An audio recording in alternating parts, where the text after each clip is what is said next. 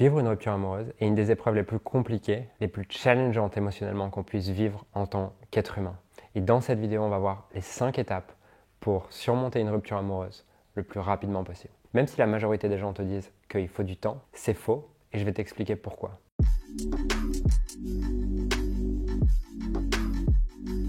Je m'appelle Julien Musier, je suis entrepreneur et coach et ces dernières années, j'ai accompagné plusieurs milliers de personnes, effectué plus de 5000 sessions de coaching individuel. En tant qu'entrepreneur, j'ai généré plus de 10 millions d'euros sur Internet grâce à mes activités. J'ai eu la chance de voyager partout dans le monde et surtout, il y a 7 ans, j'étais complètement perdu dans ma vie et je t'explique à travers ces vidéos comment j'ai transformé ma vie et comment tu peux faire de même. La première étape, c'est de comprendre qu'on vit dans un monde de transformation. Pour citer Lavoisier, rien ne se perd, rien ne se crée, tout se transforme. Et c'est vrai aussi dans une rupture amoureuse. On ne perd pas la personne va juste changer de forme. Même si ça peut paraître un peu abstrait comme ça, tu vas voir que ce qu'on va voir dans cette vidéo va te permettre de comprendre ça beaucoup plus profondément. Et ce qui nous fait souffrir, c'est cet attachement à la forme. Dans une relation amoureuse, souvent, la personne avec qui on est nous apporte du soutien, de la présence, nous apporte de l'attention, nous apporte du contact physique et nous apporte aussi d'autres choses en fonction de la relation amoureuse. Et d'un coup, cette personne qui nous a apporté tout ça disparaît et c'est très dur pour notre cerveau de réaliser que cette personne nous apportait peut-être ces 10 choses et on n'a pas perdu ces 10 choses, c'est juste que maintenant ils sont disponibles à travers peut-être 10 personnes différentes qui nous apportent un peu de ces 10 choses. Puisque on ne perd rien, on ne gagne rien, on vit uniquement dans un monde de transformation comme on l'a dit un peu plus tôt. Et notre souffrance dans la vie dépend de notre incapacité justement à apprécier ce changement de forme. Et quand je dis apprécier, c'est à travers les deux sens d'apprécier. Le premier c'est apprécier dans le sens voir la valeur. Quand on dit apprécier un bien, souvent c'est l'évaluer, en évaluer sa valeur. Donc c'est le voir, le percevoir. Et deuxièmement, le deuxième sens d'apprécier, c'est voir les bénéfices et voir à quel point on a de la chance d'avoir cette transformation. Et bien sûr, c'est normal que dans cette rupture amoureuse, au début, on soit un peu déstabilisé. Mais il existe une autre manière de voir les choses, qui est que justement, on n'a pas perdu la personne, mais elle s'est transformée sous d'autres formes.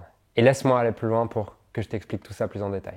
Et pour ça, je vais te raconter une petite histoire. C'était justement lors d'une rupture amoureuse que j'ai eue il y a un peu plus d'1 an, sur lequel je me sentais dévasté.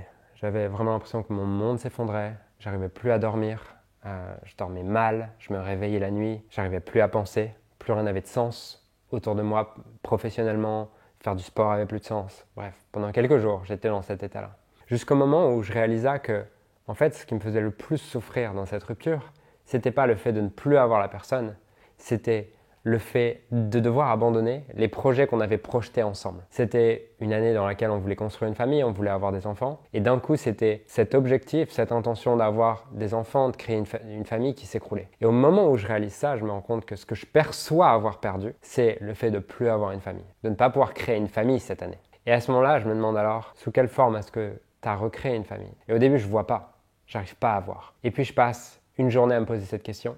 Et j'arrive en réunion lundi matin avec mon équipe. On fait un point sur les objectifs business, sur où est-ce qu'on en est. Et là, c'est mon tour de présenter où est-ce que j'en suis sur les projets et tout. Et là, devant toute l'équipe, je fonds en sanglots. Et à ce moment-là, je me souviens de ce moment où je ressens tout l'amour de l'équipe, dans lequel à aucun moment je me sens jugé. Et juste, je sens un amour infini de l'équipe à ce moment-là, qui m'accepte tel que je suis, qui m'accepte sans ma posture de leader, en ayant envie de rien faire. Et je me sens comme en famille à ce moment-là. Tous les gens de l'équipe qui prennent la parole et qui disent « De toute façon, Julien, on s'en fout un peu. C'est pas grave. Nous, on est là pour être ensemble. C'est pas grave si on n'avance pas. C'est pas grave si on n'avance pas pendant quelques semaines. C'est pour toi qu'on est là. Prends le temps qu'il faut. Et si on peut être là pour toi, on sera là pour toi. » Et je me souviens, le soir, je marche dans Paris, j'écoute une musique. Et à ce moment-là, je réalise « Waouh, en fait, ma famille, elle s'est transformée d'une famille avec des enfants, avec la famille sous la forme de l'équipe. C'est pas que je ne peux plus créer une famille cette année, c'est que ma famille, elle est déjà là. Et ils me l'ont démontré ce matin, dans cette réunion, que ma famille était déjà là. Et au moment où je réalise ça, je réalise la transformation qui s'est opérée dans ma vie. J'ai pas perdu la possibilité de créer une famille. Ma famille s'est juste transférée d'un point de vue personnel à un point de vue professionnel. Ce qui tombe bien, puisque à ce moment-là, ce qui est le plus important pour moi, c'est ma vie professionnelle. Et c'est mon business. Et au moment où je réalise ça, je suis en train de marcher dans Paris et j'ai comme un sentiment de grâce, un sentiment de profonde gratitude.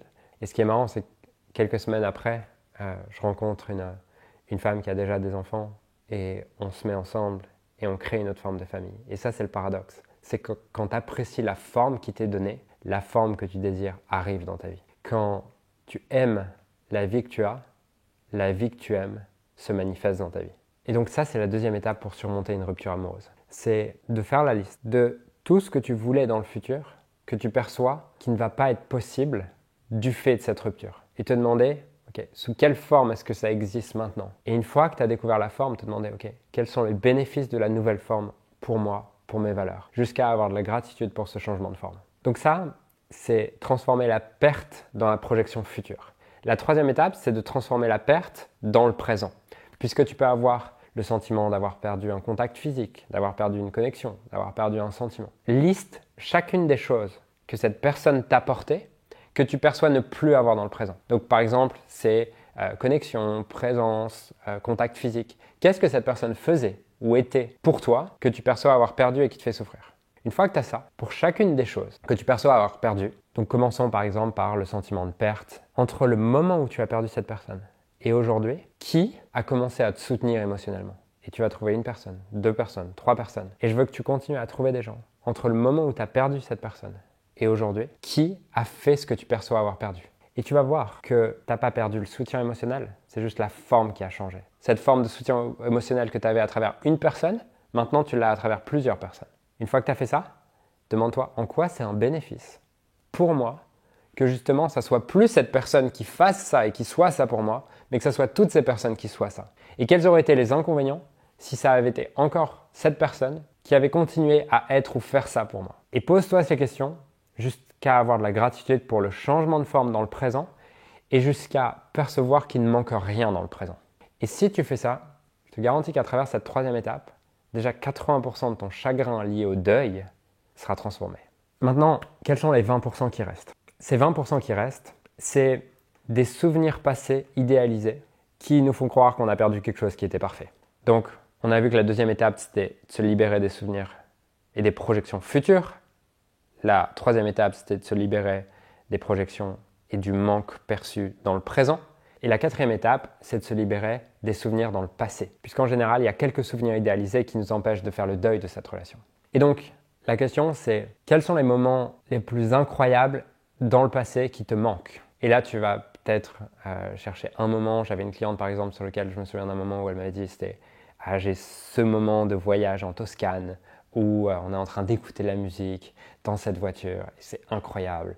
Je me sens tellement présente, tellement heureuse dans ce moment. Ok, ça c'en était un sur lequel on a travaillé à travers le process que je vais te donner juste maintenant. Une fois que tu as le premier moment, demande-toi en quoi c'était un inconvénient pour moi ce moment-là. De qui j'étais déconnecté? Qu'est-ce que je perdais dans ce moment? De qui je m'éloignais? Jusqu'à voir qu'il y avait autant d'inconvénients que de bénéfices dans ce moment-là. Puisque ce que notre cerveau va souvent faire dans une rupture et dans un deuil, c'est qu'au moment où on perçoit perdre la personne, d'un coup, on va juste filtrer et effacer de notre mémoire tout ce qui n'allait pas, tout ce qui était un inconvénient, pour se souvenir que des bons moments. À ce moment-là, c'est ton rôle d'aller rééquilibrer ce moment et de voir dans ce moment-là en quoi c'était un inconvénient pour toi, de qui tu étais déconnecté, puisque à chaque moment, tu es soumis à des forces opposées et complémentaires.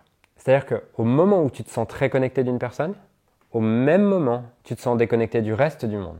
Et souvent, on sépare ces choses dans notre esprit. On ne se rend pas compte que c'est une seule et même chose. Et donc, par exemple, cette femme-là qui se souvenait de ce moment en Toscane, je lui demande, ok, de qui tu te sens, parce qu'elle se sentait hyper connectée à lui et tout ça, ok, de qui tu te sens déconnecté à ce moment? Elle dit, ah ouais, en fait, de mes amis, de machin, de tout ça.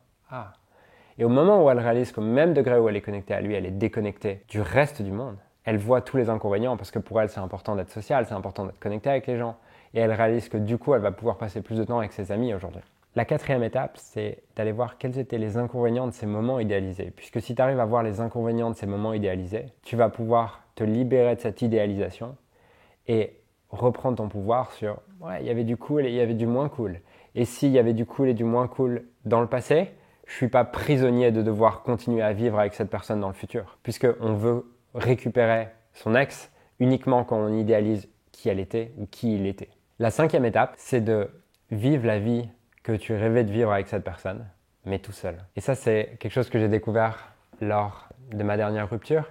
Et ça a été, on va dire, les 5% de souffrance qui me restaient après avoir suivi les 4 premières étapes.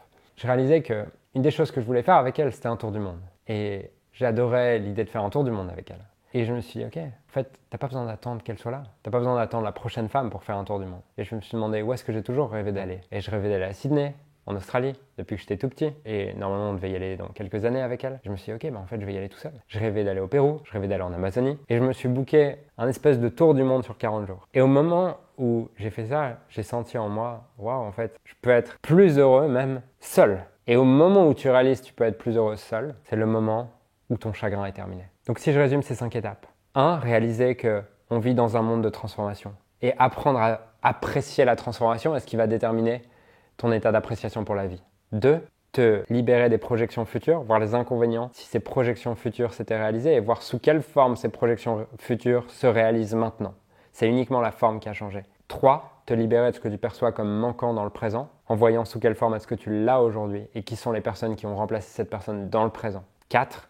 Te libérer des souvenirs idéalisés avec cette personne en voyant les inconvénients de ces moments-là. Et 5. Commencer à créer la vie de tes rêves dès maintenant, avec ou sans cette personne. Si tu veux aller plus loin pour transformer ta vie, peu importe le domaine, je t'ai préparé une série de 5 vidéos dans lesquelles je t'explique comment te libérer de tous tes blocages, même les plus profonds. Et cette série de 5 vidéos, elle est offerte pendant un temps limité et elle a déjà aidé des milliers de personnes à se libérer de leurs plus gros blocages, sortir de la procrastination, sortir de l'autosabotage, sortir des relations toxiques. Et je t'invite à t'y inscrire dès maintenant pendant que c'est encore disponible. Clique sur le lien ci-dessous pour t'inscrire dès maintenant.